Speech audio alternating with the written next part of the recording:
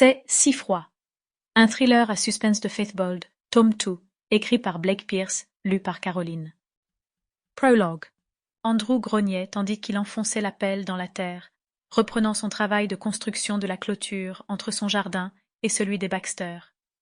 Une semaine plus tôt, Ron Baxter lui avait hurlé dessus, affirmant qu'il était de sa responsabilité de séparer leurs propriétés. Andrew ne pouvait s'empêcher de rire intérieurement. Ron Baxter, ce petit chauve, mesurait à peine 1,60 m et pesait guère plus de 60 kilos tout mouillé. Andrew n'était pas un colosse, mais il fallait bien plus qu'un petit crétin comme Ron pour l'intimider. Et pourtant, me voilà en train d'installer cette clôture, marmonna-t-il. Il poussa un soupir et planta à nouveau la pelle dans la terre. Le trou s'approfondissait, atteignant maintenant environ 1 mètre de profondeur. Il savait que ce n'était pas nécessairement la profondeur idéale, mais bon sang, si Ron voulait une clôture, il en aurait une, et celle-ci serait la plus grande qu'on ait jamais vue, de sorte qu'Andrew n'aurait plus à voir ce petit crétin toute la journée. Pourtant, il devrait se passer de regarder Lise, la femme de Ron. Elle semblait ne pas avoir pris une ride en un quart de siècle, tandis que lui-même observait les effets du temps sur son propre corps. Il pensa à sa femme, Bonnie, qui avait abandonné toute notion de séduction après 20 ans de mariage et avait opté pour des sous-vêtements qui rivalisaient avec les siens en termes de taille.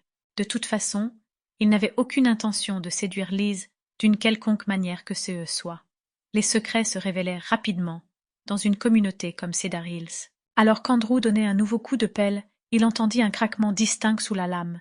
Il se demanda s'il avait heurté une racine ou une pierre. Intrigué, il s'appuya sur le manche et jeta un coup d'œil dans le trou.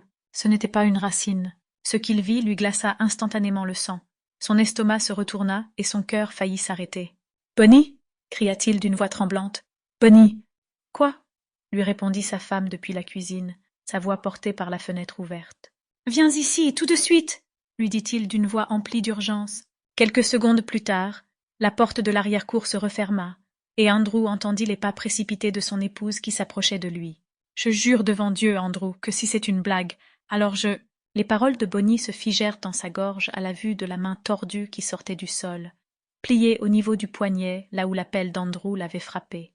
Elle porta lentement les mains à son visage, puis un cri d'horreur s'échappa de sa bouche. Andrew, quant à lui, observait la main putréfiée d'un air hébété, et au milieu de ce chaos, la première pensée qui lui traversa l'esprit engourdi fut que finalement, Ron allait devoir patienter pour sa clôture.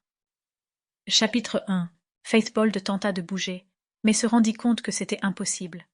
Elle était assise sur une chaise branlante en bois, les bras attachés aux accoudoirs.